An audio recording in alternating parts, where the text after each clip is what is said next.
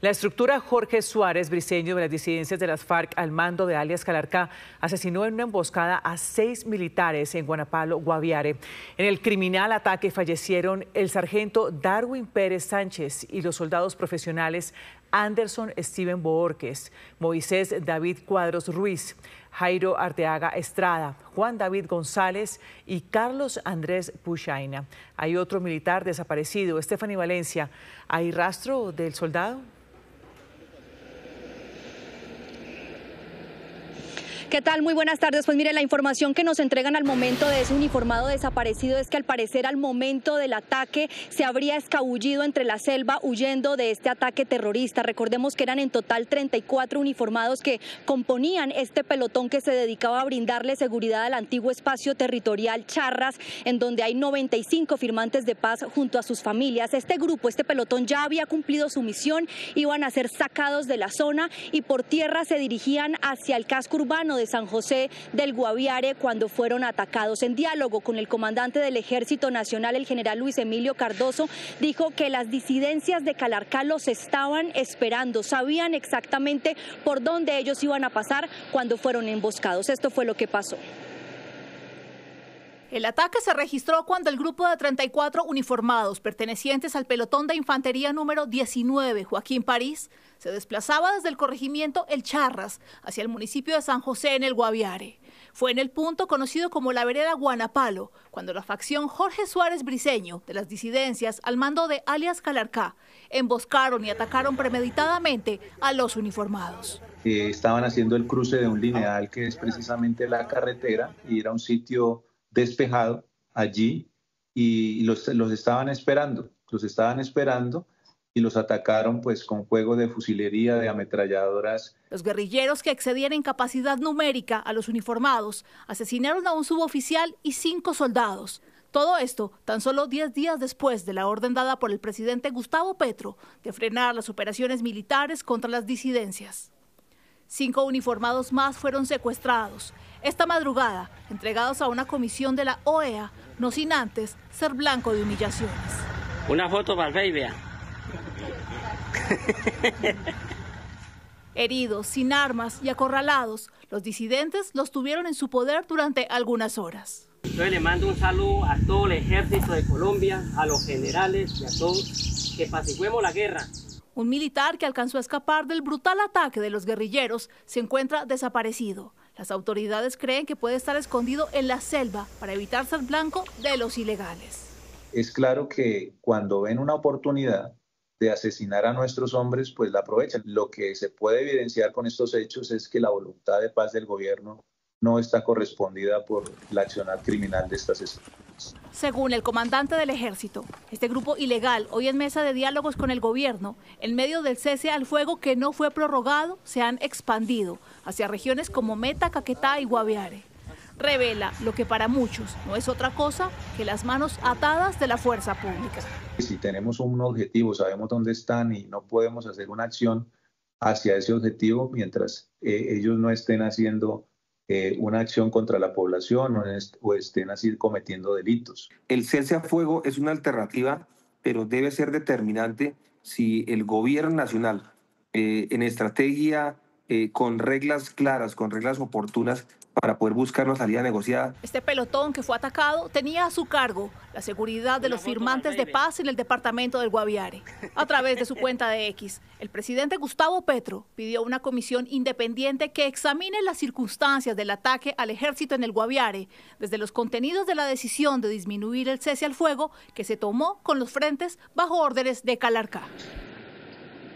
Recordemos que alias Calarcá y varios de sus integrantes habían sido capturados en julio del año pasado en varias camionetas de la UNP por parte del Ejército Nacional, pero con el paso de las horas se ordenó su liberación. Hoy estamos viendo, meses después, el asesinato de estos 6 uniformados. Dijo el ministro de la Defensa que esta es una traición a los compromisos, porque recordemos que con la guerrilla del Calarcá hay un cese al fuego que va hasta el próximo 18 de mayo, pero dice el Ejército que en más de 700 días que ha habido de cese cese al fuego con este grupo criminal se ha expandido en 5 departamentos. La pregunta que hoy se hacen los colombianos entonces es ¿qué va a pasar con el cese al fuego? Pues explicó el ministro de la Defensa que sobre la mesa, en una próxima reunión que habrá con el presidente Gustavo Petro, hay 3 opciones y que ninguna de ellas es rogar por la paz. Cuando digo la paz es posible, pero no se mendiga, es que no les vamos a rogar a los criminales. Y no le estamos rogando nosotros como fuerza pública a los criminales. No le estamos implorando que la paz dependa de una voluntad de los criminales. Y lo he dicho claramente, depende de la acción decisiva y determinante de todo el Estado. Que se suspenda totalmente con estas disidencias de Calarcá es una opción. La otra es que se suspenda y se saque el Frente Jorge Briceño Suárez. Aunque asegura el ministro de Defensa que en esa mesa intervienen otras voces como la Delegación de Paz y otras acciones jurídicas que también estarían en juego ante esa decisión, pues dijo el ministro de la Defensa que su recomendación al presidente Gustavo Petro es ir en línea al cumplimiento de la Constitución, de proteger a los colombianos y usar toda la fuerza legítima del Estado. La recomendación que le damos al gobierno nacional está, vuelvo y lo insisto, está alineado al deber constitucional, a que no podemos poner en riesgo a la población, a que debemos emplear toda la fuerza legítima del Estado. Pero en ese mismo análisis intervienen otras instancias, que es la Oficina del Alto Comisionado para la Paz. Las difíciles condiciones climáticas en la región han impedido la extracción de los cuerpos de los 6 militares que fueron asesinados en este atentado. Las autoridades trabajan en ello, trabajan también en la búsqueda del soldado desaparecido y también en la atención médica de los 5 uniformados que fueron secuestrados y posteriormente liberados, quienes revisten heridas leves por arma de fuego para que puedan reencontrarse con sus familias. Stephanie, gracias. Precisamente el gobierno Petro había ordenado la suspensión de operaciones militares contra la estructura de las disidencias que asesinó a los uniformados en Guaviare y cuyo cabecilla es alias Calarcá. Luis Eduardo Maldonado, ¿el presidente mantendrá la orden? Pues miren, esa decisión está mantenida en el decreto 448 del 17 de abril. Comienza en ese momento un Consejo de Paz y Seguridad aquí en la Casa de Nariño y van a evaluar si mantienen la suspensión de las operaciones militares o se reactivan. Un consejo que comenzó hace apenas 10 minutos. Mientras tanto, el comisionado de Paz, Oti Patiño, ha dicho que este atentado en el que 6 militares murieron lastima el proceso de negociación con las disidencias. Advierte el comisionado que aunque existe una sola mesa de negociación, esos frentes no son estructurados, que actúan de manera autónoma dependiendo de la región y dependiendo del comandante de estos frentes. Por eso, el comisionado de Paz considera que es necesario que se concentren estos grupos en algunas zonas específicas del país. Dice que sería una estrategia para que los comandantes de estos frentes tengan control sobre sus hombres y evitar que se presenten situaciones como las de ayer en el que lamentablemente 6 militares perdieron la vida. Se calcula que en 2 horas habrá resultados y habrá decisión del gobierno nacional. ¿Se mantienen las operaciones militares o se suspenden las operaciones militares en el Guaviare contra las disidencias de las FARC? Decisión que está estudiando el gobierno a esta hora. Y estaremos, por supuesto, muy atentos a esas decisiones que tome el gobierno. Luis Eduardo, gracias.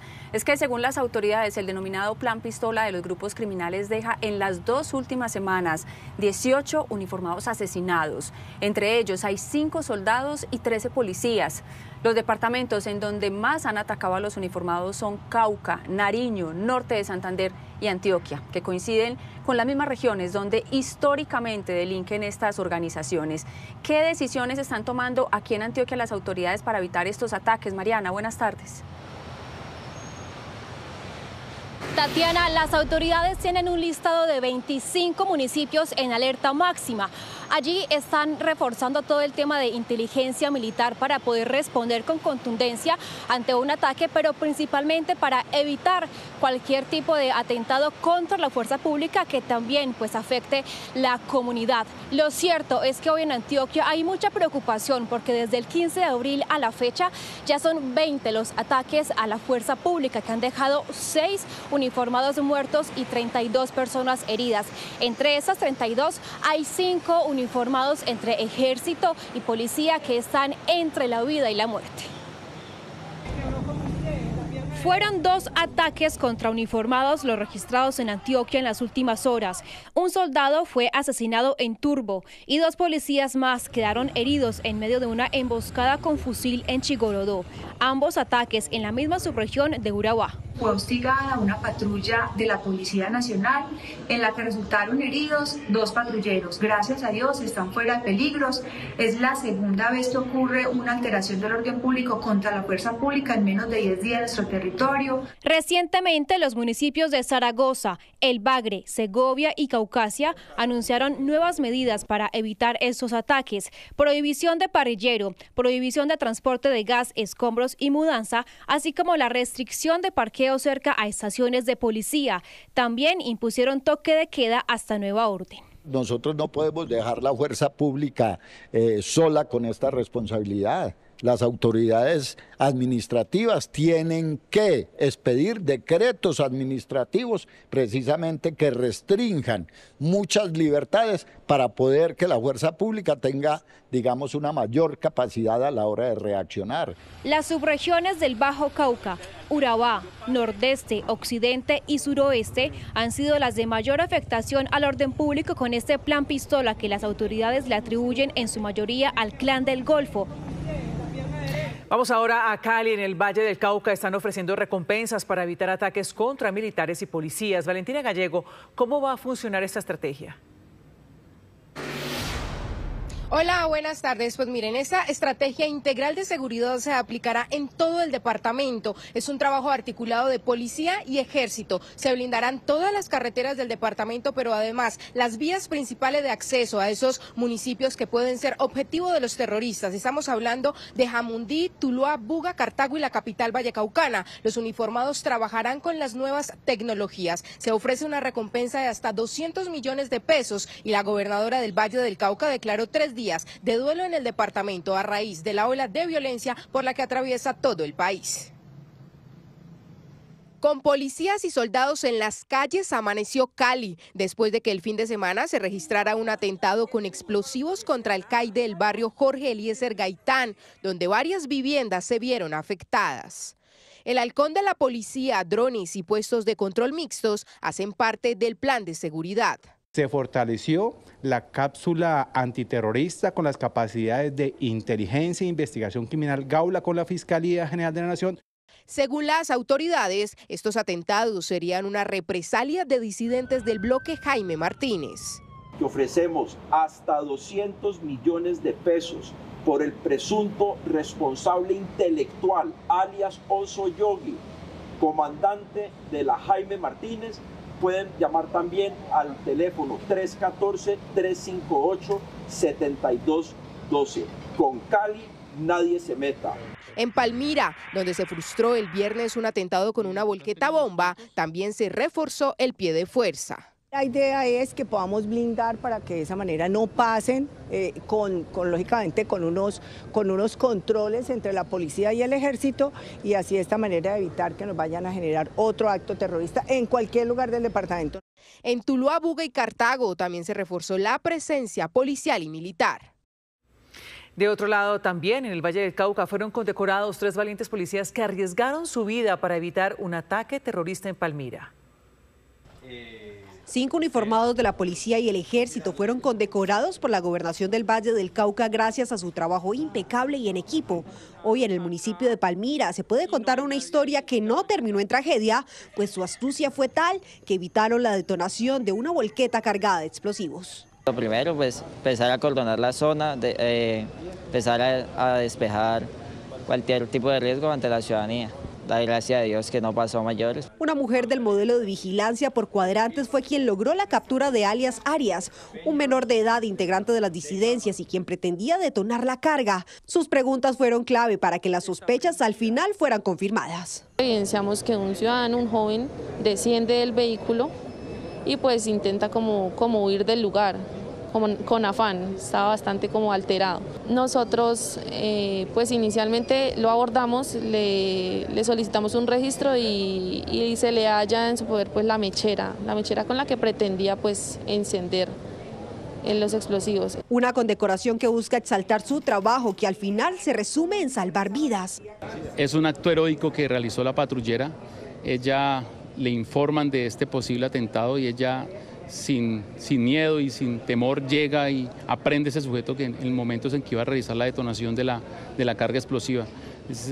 La estamos reconociendo aquí por sus actos heroicos y su valentía, y la comunidad está muy agradecida también de la patrullera. Desde la Gobernación del Valle, además de ser exaltados, les dieron bonos anturios a los policías y al soldado que participaron en la estrategia que evitó un atentado terrorista en Palmira.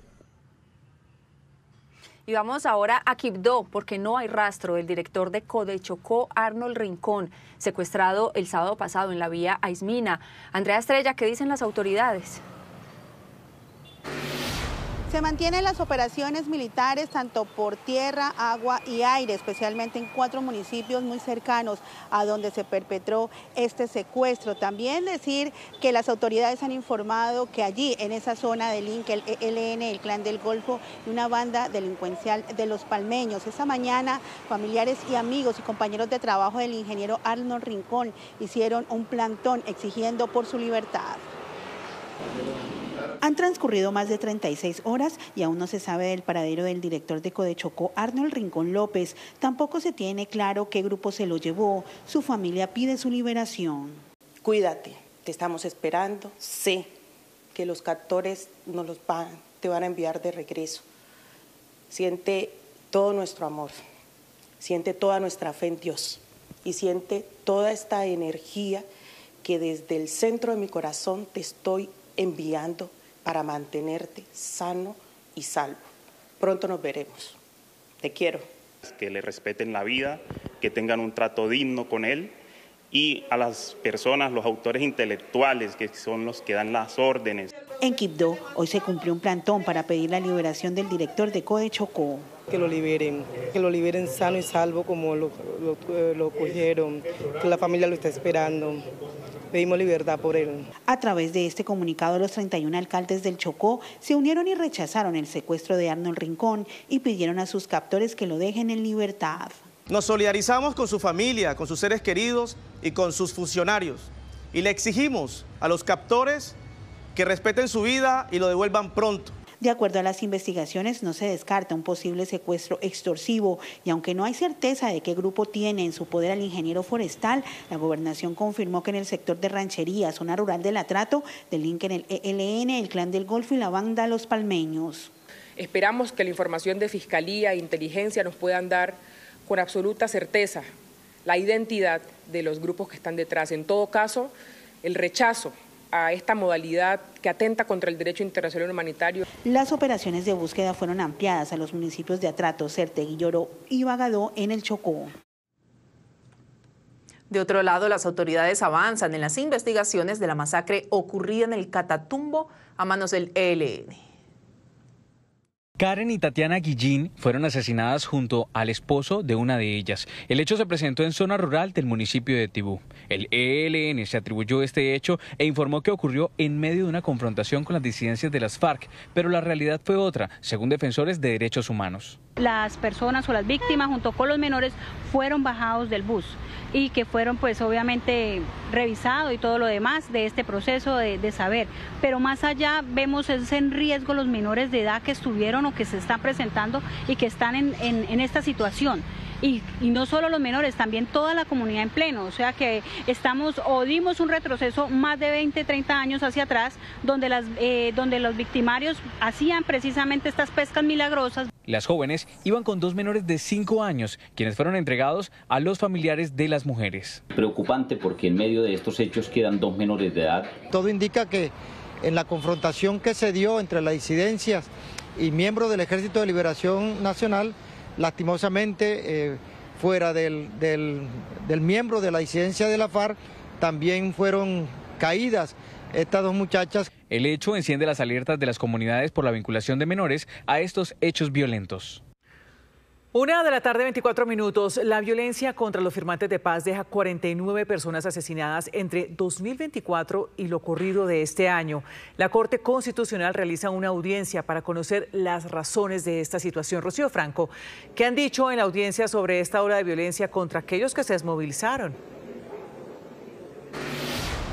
Pues la Corte Constitucional ha señalado que el 2025 es el año más violento para los firmantes de paz y que esto ha desencadenado hechos de violencia en el Catatumbo y varias partes del país. Por eso ha querido consultar la opinión de alcaldes y gobernadores a los que han citado. Muchos de ellos han señalado que se ven sometidos a la falta de recursos, falta de fuerza pública y también falta de coordinación con el Gobierno Nacional. Esto es lo que han dicho.